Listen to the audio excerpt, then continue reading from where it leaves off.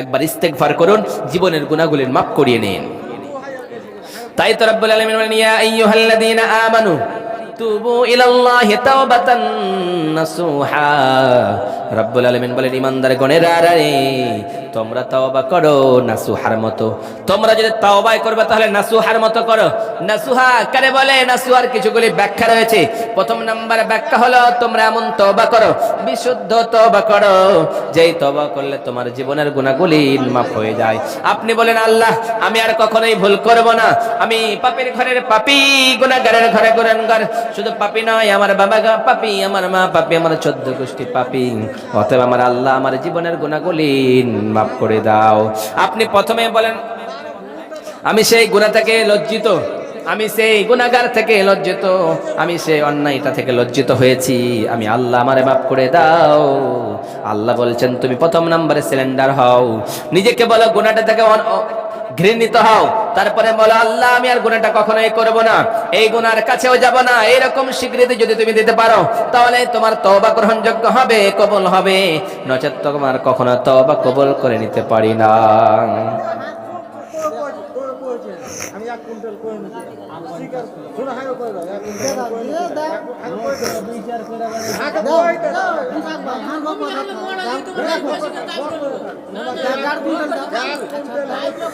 না এক কুইন্টাল কই নি এরকম খাম আমি দেখব, খাম দেখে সবাই দেখেন, সবাই দিবেন না, দিবেন না।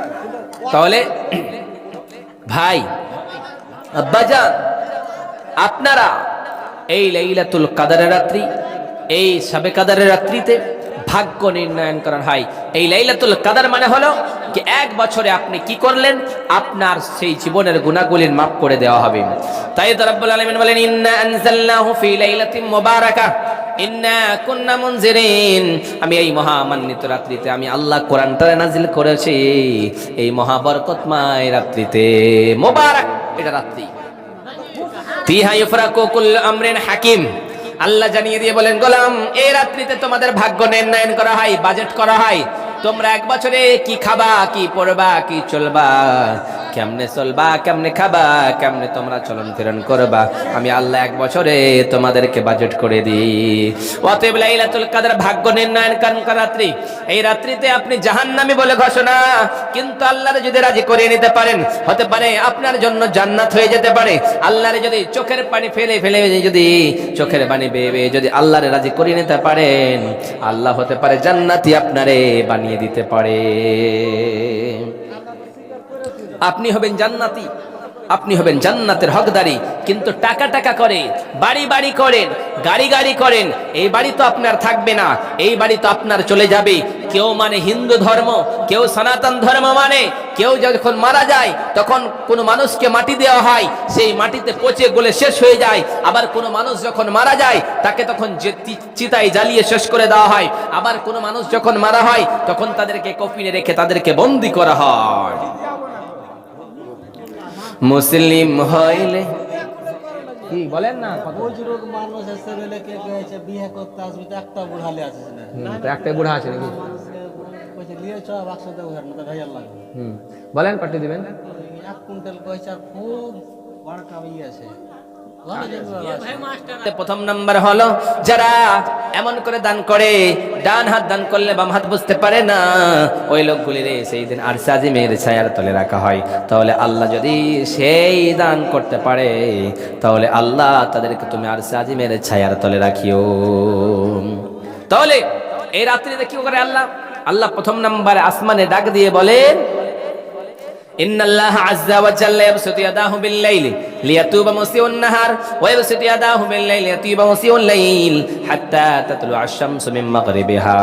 বিশ্বনবী সাল্লাল্লাহু আলাইহি ওয়াসাল্লাম বলে, দুনিয়ার মানুষেরা রে, যখন গহীন রাত্রিতে হয়ে যায়, আমার আল্লাহ ডাক দিয়ে বলল, গোলাম, ও গোলামের ঘরের গোলাম, বান্দের ঘরের গোলাম, তোমরা শোনো শোনো শোনো, দিনের বেলা অন্যায় করেছো, অন্যের সম্পদ লুটেছো, অন্য মেয়ে নোংরা মেয়ের দিকে তাকিয়েছো, তোমার জন্য যেটা জায়েজ ছিল না, তুমি অন্য মেয়ের দিকে, বেগানা নারীর দিকে তাকিয়েছো, দিছো, তুমি কি করেছো? কলমে তুমি সাইন করে তুমি বাজেট নষ্ট করেছো, তুমি টাকা মেরেছো, তুমি অন্যের সম্পদ দিকে তাকিয়েছো, তুমি জেনা করেছো, তুমি পাপ করেছো, তুমি খাতা করেছো, অন্যের হক লুটেছো, দিনের বেলা গালি দিয়েছো, চুগলি করেছো, রাত্রিবেলা আমি আল্লাহর দরবারে রব্বানা রব্বানা বলে ডাক দাও, আমি আল্লাহ তোমার জীবনের গুনাহগুলি মাফ করে দেব। আবার আমার আল্লাহ ডাকে দিয়ে বলে দিনের বেলা দেশতে রহমতের হাত কানা বাড়িয়ে দেয়, আর বলে গুনাহগার বান্দারা, ও আমার গুনাহগার বান্দারা, রাত্রিবেলা অন্যায় করেছো, পাপ করেছো, তোমার পাপের খবর কেউ জানে না, তোমার বাবাও জানে না, তোমার নানাও জানে না, গ্রামবাসী কেউ জানে না, কিন্তু আমি আল্লাহ জানি। তুমি আমার দরবারে হাতটা বাড়িয়ে বলো, মাওলা জীবনে তো ভুল করলাম, পাপ করলাম, তুমি মাফ করে দাও। আমার আল্লাহ বলে, গোলাম রে, আমি আল্লাহ তোমারও মাফ করে দিই, কিন্তু একটা মাত্র শুধুমাত্র শর্ত হলো, পশ্চিম দিকে যাতে করে সূর্য উদিত না হয়, তবে তোমরা চাও আমি আল্লাহ তোরে মাফ করে দেব রে বান্দা। যতই বড় পাপী হও, একটা ঘটনা সুন্দর করে আপনাদের শোনাচ্ছি। বিশ্ব নবী সাল্লাল্লাহু আলাইহি সাল্লামের একজন সাহাবী আল্লাহ নবী সাল্লাল্লাহু আলাইহি সাল্লামের কাছে সাইয়েদনা উমর ফারুক এক রাস্তা দিয়ে যাচ্ছেন, এক যুবক ছেলে আল্লাহ ওই উমরের পাশ দিয়ে যাচ্ছে আর কান্না করতেছে। যখন কান্না কে লেখা কত দিবেন, যে যা দিবেন আসুন, এবং আমার ছেলেটা যেন উমরের সামনে দিয়ে যাচ্ছে আর কান্না করতেছে। সাইয়েদনা উমর বলতেছে, ও যুবক কেন কান্না করে, বলো বলো। সেই যুবক ছেলেটার কান্না থামাতে পারে না, তারপরেও কান্না করতেছে। সাইয়েদনা উমর বলতেছে, সাইয়েদনা উমরকে দেখে সবাই থরথর করে কাঁপতেন, কিন্তু সেই যুবক ছেলেটা কাঁপতেছে না, বলতেছে, ওমর তোমাকে বলবো না, কারণ তোমাকে বলে কোনো লাভ হবে না রে ওমর, আমি এমন পাপ করেছি বিশ্ব নবীর কাছে গিয়েই বলবো। সেই সময় সাইয়েদনা উমর বলতে যাবেন, এবার বিশ্ব নবীকে কাছে গেলেন সাইয়েদনা উমর এবং সেই যুবক ছেলেটা, দুইজন গিয়ে বিশ্ব নবীর কাছে বললেন, ওগো নবী, একজন যুবক ছেলেকে নিয়ে এসেছি, আপনি যদি পারমিশন দেন তাহলে এই ছেলেটাকে বাড়ির ভিতরে আনতে পারি। বিশ্ব নবী বললেন, যাও যাও, তারে বাড়ির ভিতরে আসতে অনুমতি দিয়ে দাও। সেই ছেলেটারা নিয়ে গেল, নিয়ে যাওয়ানোর পরে বিশ্বনবী বললেন, তুমি কি কেন কান্না করো বলো। সেই ছেলেটা বলতেছেন, নবী গো, আমি বিশাল বড় পাপ করেছি। আল্লাহ নবী বলতেছেন, তুমি কি পাপ করেছো বলো বলো। সেই যুবক ছেলেটা বলতেছে, নবী গো, আমি অনেক বড় পাপ করেছি রে নবী। বিশ্বনবী বলতেছেন, তোমার পাপ কি আল্লাহর আরশের চাইতে বড়? সেই যুবক ছেলেটা যে বলতেছে, নবী গো, আমার পাপ আল্লাহর আরশের চাইতেও বড় হয়ে যাবে। আবার বিশ্বনবী বললেন, তোমার পাপ কি আল্লাহর কুরসির চাইতেও বড়? সেই ছেলেটা বলতেছেন, নবী গো, তার চাইতেও মনে হয় আমার পাপটা বড় হয়ে যাবে গো নবী। এইরকম কথা শোনার পরে বিশ্বনবী হতভম্ব হলেন, হায় রে, ও যুবক, তুমি কি পাপ করেছো, কি অন্যায় করেছো? তোমার পাপ তুমি মনের ভিতরে ধারণা হয়েছে তোমার আল্লাহর আরশের চাইতেও, আল্লাহর কুরসির চাইতেও, বিশাল জমিনের চাইতেও, বিশাল আসমানের চাইতেও এত বড় তোমার পাপ লইয়া তুমি আশা লইয়া আমি নবীর দরবারে এসেছো, বলো বলো কি অন্যায় করেছো বলো। সেই যুবক ছেলেটা বলতে শুরু করলেন, নবী গো, কার দরবারে বলবো, আপনার দরবারে সত্য কথাটাই বলি। আমি একজন যুবক ছেলে, আমার কাজ হলো কাফন চুরি করে বিক্রি করা, অতএব কাফনগুলি চুরি করে, আমার কাফন চুরি করে বিক্রি করে আমার যেন সংসারটা চলে রে নবী। আমার এলাকায় যখন কোনো মানুষকে কবর দেওয়া হয়, যেমনি কবর দেওয়া হলো, রাত্রিবেলা অন্ধকার হয়, আমি ওই কবরটা খনন করি, আর কবরটা খনন করানোর পরে আমি সঙ্গে সঙ্গে ওই কবর থেকে কাফনখানা চুরাইয়া বিক্রি করে আমার ঘর সংসার করি গো নবী, আমার বাড়ির পরিজনকে আমি চালাই। এইরকম করতে করতে একদিন আমার এলাকার, আমার গ্রামের একজন সুন্দরী রমণী, মদিনায় হুর, অতএব মদিনার চাইতে সব থেকে সুন্দর রমণী একজন মেয়ে, যেই মেয়েটাকে আজ পর্যন্ত কোনো ছেলে টাচ করতে পায় নাই, যেই মেয়েটার সৌন্দর্য কেউ দেখতে পায় নাই, অতএব সেই মেয়েটার বিয়ে হয় নাই। এত সুন্দর রমণী, ওই মেয়েটা মারা গিয়েছে রে নবী। ওই মেয়েটা যখন মারা গিয়েছে, তখন আমি মনে মনে ধারণা হয়েছে আমি তো আজকে কাফন চুরি করব। তখন লোকেরা কাফন দাফন করে, তার ওই দাফন করে বাড়ি চলে এসেছে। রাত্রিবেলা অন্ধকার হয়েছে, আমি টর্চ লাইট লইয়া, একটা লাইট লইয়া যেন কবরের কাছে গেলাম। কবরটারে খনন করলাম। কবরটা খনন করানোর পরে দেখলাম কবরটা খনন করে এইরকম করে আমি যখন টর্চ লাইট মেরেছি গো নবীজি, ওই সুন্দরী রমণীটার দিকে আমার চেহারা পড়লো। যেমনি চেহারা পড়েছে আমাকে শয়তান কুমন্ত্রণ দিতে শুরু করলো, ও যুবক, তোমার মতো পাগল কেউ হতে পারে না, তোমার মতো হতভাগা কেউ হতে পারে না, এই জায়গায় কেউ নেই, কেউ তোমারে দেখবে না। এই মেয়েটাকে দুনিয়ায় জীবিত থাকা অবস্থায় কেউ টাচ করতে পারে নাই, আজকে তুমি এই মেয়েটাকে সামনাসামনি পেয়েছো, অতএব তুমি যদি ছেড়ে যাও, তুমি যদি আজকে তার সঙ্গে অন্যায় কাজ না করো, তোমার মতো হতভাগা কেউ হয়ে যাবে না। শয়তান যখন বারবার আমারে কুমন্ত্রণ দিতে থাকলো, আমারে বারবার যখন বলতে থাকলো শয়তান, আমার ভিতরে অশ্বাসে দিতে থাকলো, তখন আমার অন্তর এমন হয়ে গেল, আমার অন্তরে যৌবনের ক্ষুধা আসলো। অতএব যৌবন চাহিদা করলো যেন ওই মেয়েটার সঙ্গে আমি মিলন করি। কাপড়টা বের করতে যাব, ইন দ্য মেন টাইম শয়তান আমারে বলে দিল। যেমনি কবরের ভিতরে নামলাম, তখন ওই মেয়েটার সঙ্গে অন্যায় কাজ করলাম, জেনা করলাম গো নবী। জেনা করানোর পরে সেখান থেকে কাফন চুরি করে আমি কবর থেকে বের হয়ে আসছি। ওই কবরের মেয়েটা ডাক দিতে বলতে ডাকতেছে, ও যুবক, তুমি এত বড় ভুল করলা, এত বড় পাপ করেছো, আজ পর্যন্ত আমার ইজ্জত কেউ দেখতে পাই নাই, আমার এইরকম শরঙ্গা কেউ দেখতে পাই নাই, আমি সতীর্থ নারী, আমি নিজের ইজ্জতকে রক্ষা করেছি, আজ পর্যন্ত আমার পর্দা কেউ দেখতে পাই নাই, অতএব বেহায়ার আমি চলি নাই, সবসময় পর্দা করেছিলাম, আজকে তুমি এমন অন্যায় করলা, আমারে নষ্ট করে দিলা, অতএব যুবক তোমার ভালো হবে না। অতএব তুমি আল্লাহ বলে ভয় করো, আল্লাহর ভয় তোমার অন্তরে নেই। সেই সময় থেকে আল্লাহর ভয় আমার অন্তরে আসলো। যখনই আল্লাহর ভয় আমার অন্তরে আসলো গো নবীজি, ওই মেয়েটা যখন চিৎকার করলো, ওই কবরের আযাব, কবরের মানুষ কি কথা বলতে পারে না, কিন্তু তখন থেকে আমি ইস্তেগফার করতেছি, আস্তাগফিরুল্লাহ বলে তওবা করতেছি গো নবী। কান্না করে আর বলে, রব্বানা যালামনা আনফুসানা ওয়া ইল্লাম তাগফির লানা ওয়া তারহামনা লানাকুনান্না মিনাল খাসিরিন। ও গো আল্লাহ, আমি আমার নফসের উপর অন্যায় করেছি, জুলুম করেছি, অত্যাচার করেছি, তুমি যদি মাফ না করো কেউ মাফ করে দিতে পারবে না, আল্লাহ আমারে মাফ করো, জীবনের মতো মাফ করে দাও। সেই সময় তোমার দরবারে এসেছি গো নবীজি, আপনার দরবারে এসেছি, আপনি কি রায় দিচ্ছেন? বিশ্বনবীর চেহারাটা ফিরিয়ে নিলেন, ওই লোকটারে বাড়ি থেকে ধাক্কা মেরে হাঁকায়া দিলেন, ওই যুবক ছেলেটাকে বাড়ি থেকে তাড়িয়ে দিল।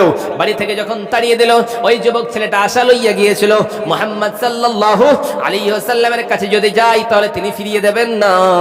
সবাই ফিরিয়ে দিলে, দুনিয়ার বাবা মা, সন্তান সন্তানি সবাই ফিরিয়ে দেবে, কিন্তু বিশ্বনবী রাহমাতাল লিল আলামিন কখনোই আমারে ফিরিয়ে দেবে না।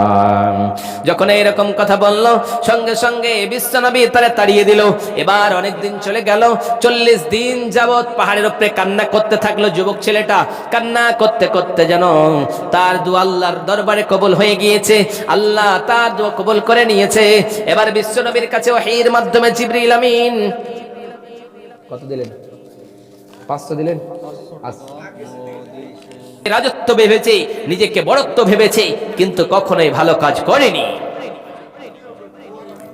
যখন লোকটার মৃত্যুর সময় আসবে,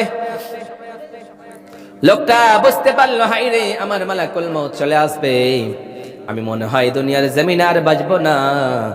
তার ছেলেরা ডাক দিয়ে বলো, আমার ছেলেরা শোনো শোনো শোনো শোনো, তোমাদেরকে আমি একটা ওসিয়ত করতেছি, শোনো।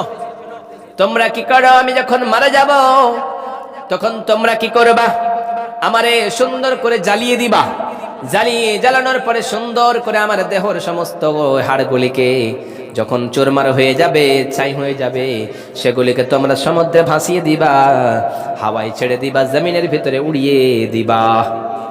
তার ছেলেরা তাই করলো। তাই করানোর পরে যখন লোকটা মৃত্যুবরণ করলো, তখন তার ছেলেরা তেমনটাই করলো, তার ছেলে এইরকম করে চিতায় জ্বালিয়ে তার ছাইগুলিকে উড়িয়ে দিল। তারপরে আমার আল্লাহ তারা ডাক দিল, ও দুনিয়ার ছাইগুলি, হাওয়াগুলি, ছাইগুলি জমা করো, রাগগুলিকে জমা করো।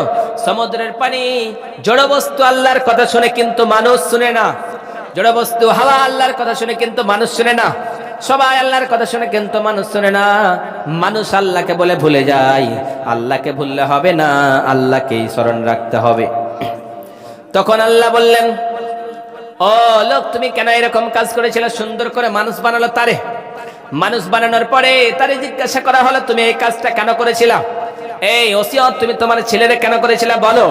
সেই লোক বলতেছে রব্বুল আলামিন আমি এটা এই জন্য করেছিলাম রে আল্লাহ, আমি জানি তুমি যদি আমারে ধরে নাও কবর দেয় তুমি উঠায়া আমারে আযাব দিবে, আগুনে জ্বালাবা। আগুনে জ্বালাবা, কেমনে জ্বালাবা জানো? জানো, কুল্লামা নাদিজাত জুলুদুহুম বাদদালনাহুম জুলুদান গায়রাহা লিয়াযুকুল আযাব। ও দুনিয়ার মানুষেরা, মানুষকে জাহান্নামের ভেতরে জ্বালানো হবে, এমন করে জ্বালিয়ে জ্বালিয়ে ছারখার করা হবে, ছারখার করে করে যেন যখন চামড়াগুলি ঝলসে যাবে আবার চামড়া সেটিং করিয়ে দেওয়া হবে, আবার চামড়াগুলি ঝলসে যাবে আবার চামড়াগুলি সেটিং করিয়ে দেওয়া হবে, এরকম আযাব আর আযাব সহ্য করতে হবে। অতএব জাহান্নামের আগুন বড় বড় ভয়ঙ্কর, কালো আগুনের আযাব আমি সহ্য করতে পারবো না রে আল্লাহ। ওই আগুনের ভয়ে আমি আমার ছেলেদেরকে ওসিয়ত করেছিলাম, শুধুমাত্র তোমার ভয়ে, আমার অন্তরে তোমার ভয় ছিল, কিন্তু ইস্তেগফার করতে পারি নাই, তওবা করতে পারি নাই, কিছুই করতে পারি নাই। তোমার ভয় অন্তরে লইয়া আমার ছেলের ওসিয়ত করেছিলাম। আল্লাহ বলতেছেন, ও বান্দা, তুমি তোমার যারা পরিমাণ ঈমান ছিল আমাকে বলে ভয় ছিল, যাও যাও যাও, তোমার আমি আল্লাহ মাফ করে দিলাম। কারণ 99টা দয়া আমি আল্লাহর কাছে রেখেছি, একটা দয়া দিয়ে আমার আল্লাহ তারে মাফ করে দিল। অতএব ভাই বন্ধু, রাত্রি অনেক হতে চলেছে, আপনারা যদি দেন জলসা এখান থেকেই শেষ করে দেব। আপনারা ভুলে যাবেন না, মনে করছেন কি আজকে দান করলে মনে হয় মানেই হয়ে যাবে, এর মতো গরিব আর হয় না। একটা শুধুমাত্র ড্রেস, সেদিনা বেলালের একটাই শুধুমাত্র ড্রেস, একটা ছাড়া দ্বিতীয় কোনো পোশাক নেই, লজ্জা স্থান ঢাকার মতো একটা ছাড়া দ্বিতীয় পোশাক নেই। ওই বেলালকে ডাক দিয়ে বলে, আনফিকিয়া বেলাল, ও বেলাল রে, তুমি আল্লাহ রাস্তায় দান করো, আল্লাহ রাস্তায় দান করলে কখনোই কমে না। এত গরিব সাহাবীকে বিশ্বনবী দানের কথা বললেন, সাদকার কথা বললেন। আজকে আমাদের পকেটে টাকা থাকতেও আমরা মসজিদ নির্মাণ করতে চাই না। মসজিদ নির্মাণ যদি আমরা করি, আমাদের জন্য আল্লাহ একখানা ঘরে নির্মাণ করবে না? করবে না? মালিক তুমি জান্নাতে, তোমার কাছে আমায় একটি ঘর বানিয়ে দিও, একটি ঘর বানিয়ে দিও। সে বিবিসি কামাই মহাদিনে, তুমি তোমার দয়ায় আমায় কাছে টেনে নিও। মালিক তুমি জান্নাতে, তোমার কাছে আমায় একটি ঘর বানিয়ে দিও, একটি ঘর বানিয়ে দিও। যদি একটি ঘর চান জান্নাতে, দুনিয়ার ঘর ঘর নয়, 1 টাকা দান করবেন। বিশ্বনবী কি বলেছেন? এই মাসে, এই রাত্রিতে, রমজান মাসে কেউ যদি 10 টাকা দান করে, ওই দানটা 10 থেকে 700 গুণের চাইতেও বেশি নেকি দেওয়া হয়, কিন্তু রোজা ছাড়া। আল্লাহ নবী সাল্লাল্লাহু আলাইহি ওয়াসাল্লাম বললেন, রোজা হুয়ালি ওয়া আনা আজিজি বিহি, রোজাটা হচ্ছে আল্লাহর জন্য, আল্লাহ তার নেকি দিবে, আল্লাহ তার সওয়াব দেবে, আল্লাহ তার প্রতিফলন দেবে। যদি তুমি ভুল করো তাহলে আল্লাহর দরবারে চাও, আল্লাহ মাফ করে দিবে। মুসলিম হইলে কাফনে, খ্রিস্টান হইলে কফিনে। ডাক্তার 100 টাকা আসেন, এদিকে একটু আসেন, দান করলে কি কমে? উঠা আসেন একটু। লাস্ট ভালো যার সব ভালো তার, আসুন। শেষ ভালো যার সব ভালো, আসেন না। ঘাটা ভালো আছে, কেউ নেই রাস্তা থেকে। হ্যাঁ, আর কেউ নেই অত বেশি, আমরাই। কত দেবে? তাহলে যখন ধরেছি হাতে 100 দিয়ে দিন, ছাড়েন। না ধরলে নিতাম না, দেন 100, বেশি চাইনি তো।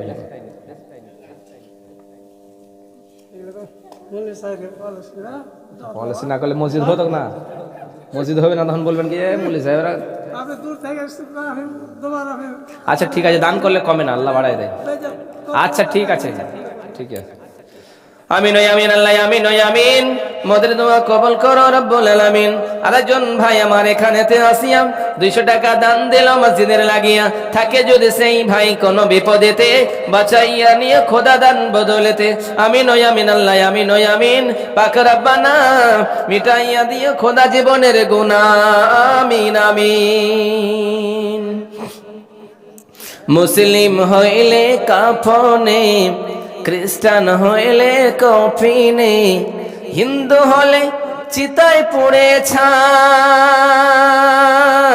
ও মানব, গর্ব করার নাই রে কিছু নাই, দুই দিনেরই দুনিয়াতে গর্ব করার নাই রে কিছু নাই। যতই সাজাও বাড়ি গাড়ি এয়ার কন্ডিশন, 3.5 হাত মাটির বিছানা হইবে রে আপন। যতই সাজাও বাড়ি গাড়ি এয়ার কন্ডিশন, 3.5 হাত মাটির বিছানা হইবে রে আপন। সকাল যদি হইতে পারে, সকাল যদি হইতে পারে, সন্ধ্যাও আসিবে ভাই। ও মানব, গর্ব করার নাই রে কিছু নাই, গর্ব করার নাই রে কিছু নাই, দুই দিনেরই দুনিয়াতে গর্ব করার নাই রে কিছু নাই। মুসলিম হইলে কাফনে, খ্রিস্টান হইলে কফিনে, হিন্দু হলে চিতায় পুড়ে ছাই। ও মানব, দুই দিনেরই দুনিয়াতে গর্ব করার নাই রে কিছু নাই। আপনি যখন মারা যাবেন, আপনার ছেলেরা কাফন লইয়া চিরজীবনের মতো আপনার বিদায় দিয়ে দেবে। যদি হিন্দু হয় তারে চিরজীবনের মতো চিতায় জ্বালায়া শেষ করে দেবে, কিন্তু আপনার ছেলেরা মনে রাখবে না, আপনার মেয়েরা আপনারা মনে রাখবে না, আপনার গ্রামবাসী আপনারা মনে রাখবে না। চিরজীবনের মতো আপনার কবরের বাড়িতে রেখে চলে আসবে। যতই আপনি বাড়িটার এয়ার কন্ডিশন সাজান না কেন, সুন্দর করে বানান না কেন, কিন্তু আমার আল্লাহ যদি চায় তাহলে আপনার বাড়ি থাকবে না, আপনাকে চিরজীবনের মতো কবরের বিছানায় শুইতে থাকতে হবে। এইরকম অবস্থা আজকে আমাদের শক্তির বল দেখায়, শক্তির বল দেখায়, অহংকার দেখায়। এই টাকার জন্য জীবন নষ্ট হয়েছে আপনি জানেন না, এই বাড়ির জন্য আপনার জীবন নষ্ট হয়েছে। এই টাকা করে অন্যের সম্পদ লুটেছেন, কালকে জাহান্নামের আগুন হতে হবে আপনাকে, আপনি জানেন না। টাকায় আমায় মানুষ চিনাইছে, হায়রে টাকা, টাকায় আমায় মানুষ চিনাইছে। এই টাকার জন্য বাবা আমায়, এই টাকার জন্য বাবা আমায় বিদেশে পাঠাইছে। টাকায় আমায় মানুষ চিনাইছে, হায়রে টাকা, টাকায় আমায় মানুষ চিনাইছে।